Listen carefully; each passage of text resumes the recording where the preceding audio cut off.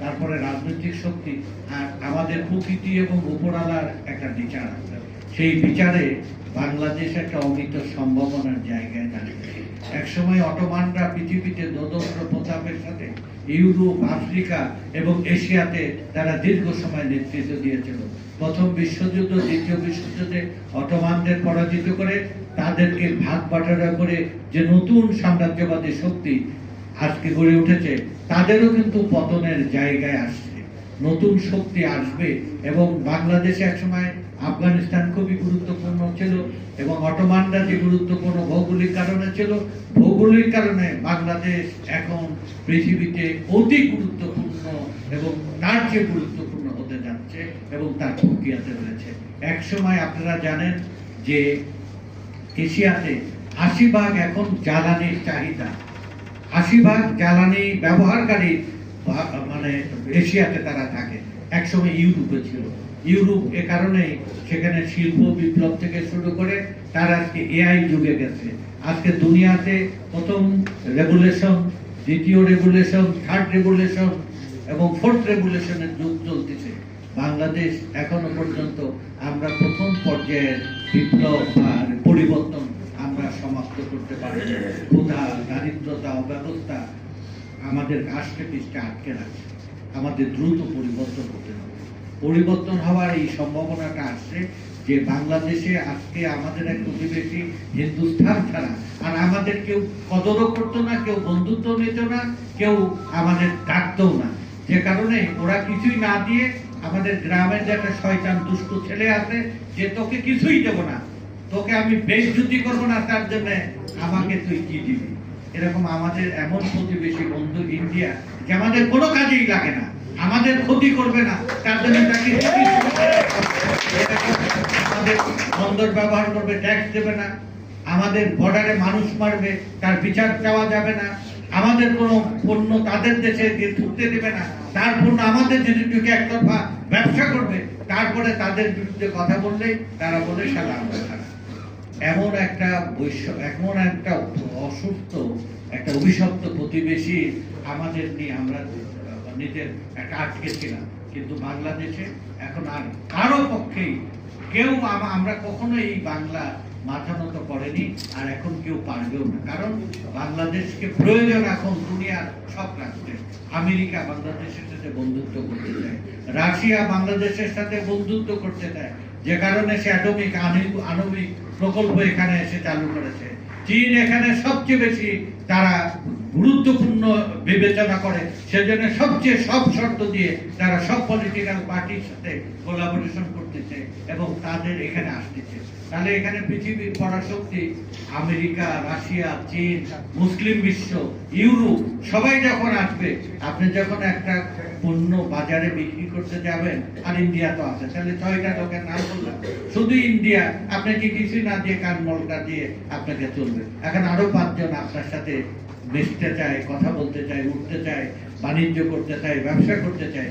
এই যে সুবর্ণ সুযোগ, সোনালী আশের যে একটা দিন ফেরার জন্য সাইদ আল রহমান যে নেতৃত্ব নিয়েছে, আর বাংলাদেশও প্রকৃতিগতভাবে আজকে দুনিয়ার দরবারে একটা গুরুত্ব পেয়েছে। এই সুযোগটা কাজে লাগানোর জন্য একটা দক্ষ নেতৃত্ব গড়ে তুলতে হবে। এই দক্ষ নেতৃত্ব গড়ে তোলার কাজটি যখন আমরা উপলব্ধি করব, তখন পরিবর্তনটা দ্রুত হবে। বাংলাদেশ হয়তো বদলে যাবে, সেই বদলানোটা যখন সঠিক লিডারশিপের হাতে পড়বে, দ্রুত সময়ের মধ্যে বদলাবে।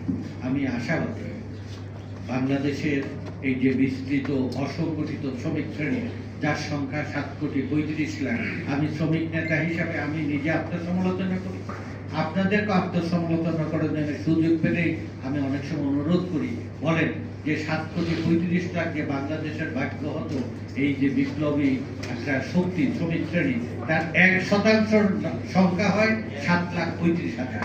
আমরা এই ঢাকা নগরে যতগুলো সমাবেশ ডাকছি, 1% শ্রমিককেও আমাদের আই কন্ট্রাক্টে আনতে পারেনি, আমাদের প্রতি তাদের আকৃষ্ট করতে পারেনি মনোযোগ। এই আমার লোকই আমাকে বন্ধু ভাবতে পারে, এই দুর্বলতাটাকে মিটিয়ে দেবে।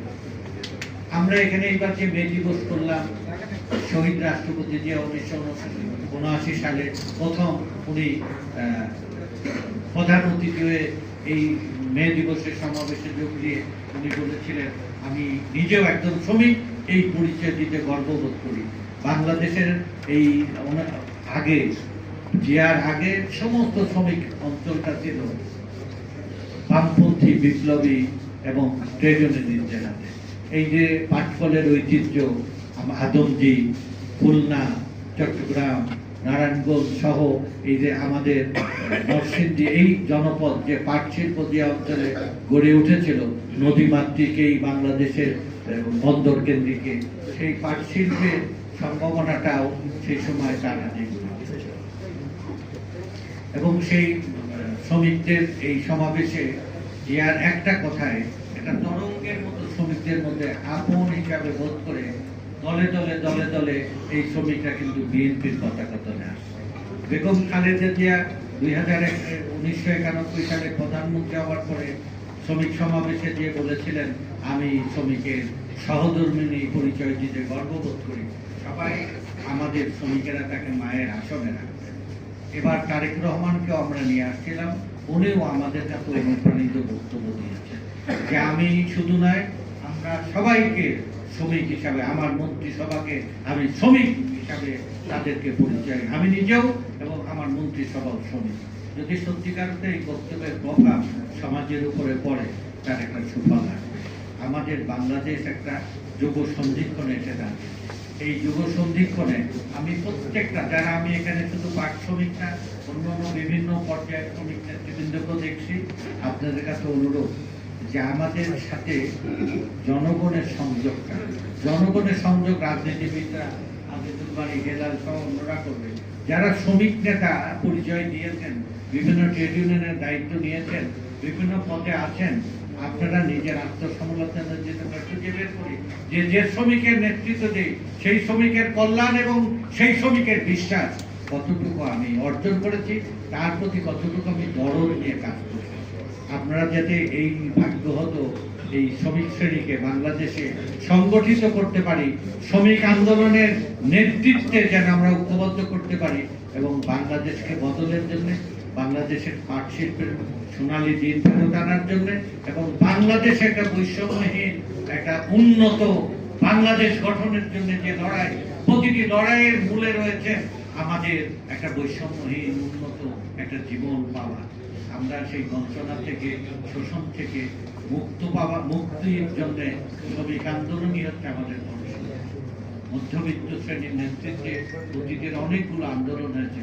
সর্বশেষ 24-এর যে বিপ্লব হলো, 24 তারিখে আজকে যে সবাই আমাদের আগস্ট রেভলিউশন হলো অথবা অভ্যুত্থান হলো, সে অভ্যুত্থানেও শ্রমিকরা সবচেয়ে বেশি রক্ত দিয়েছে, কিন্তু লিডারশিপটা কিন্তু শ্রমিককে সেভাবে আগামী আন্দোলনটা শ্রমিক শ্রেণী ছাড়া এই দেশে আর কোনো আন্দোলনের কোনো ভবিষ্যৎ নেই, কোনো সম্ভাবনা নেই। কিন্তু আপনি অসংগঠিত থাকলে আপনার চোখের উপর দিয়ে সুবিধার সুযোগ অন্যদের মধ্যে বিলি বন্টন হয়ে যাবে, আপনি কিছুই করতে পারবেন।